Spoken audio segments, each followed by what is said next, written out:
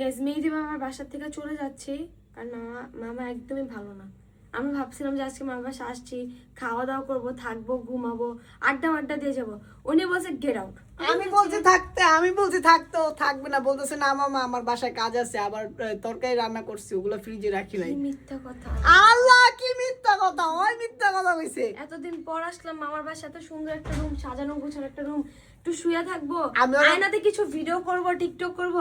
একটা টিকটক করতে গেছিলাম, ধমক পায়রা বসছে। আই প্রমিস ভাই, আমি ওরা বলছি প্লিজ মিথিলা তুই থাক, রিল্যাক্সে ঘুমা, রাস্তার জ্যাম জুম যদি কমে তারপরে তোরা যা। না মামা আমি কিন্তু যাইতে আপনার হবে সাথে আমার। থাকাটাও কেমন যেন দেখাবে, বিকজ আমরা হচ্ছে ম্যারিড কাপল, আপনি হচ্ছেন সিঙ্গেল। এর জন্য তো আমি এই রুম দিয়ে দিছি, আমি আজ রুমে চলে যাব, তোরা এখানে থাকবে। আমার কথা আপনার সাথে এখন বেশি একটা চলাফেরা করা যাবে না, বুঝছেন? আচ্ছা ঠিক আছে, খুব শীঘ্রই একটা ভালো নিউজ চলে আসবে। আসলে এই নিউজের জন্য আমরা এখানে আসছি মেহেদি মামার বাসায়। আচ্ছা খুব শুন না মামা, আর কিছু আর কইতাছি না তো, আমি কি সব হ্যাঁ, দেখাইতাছি?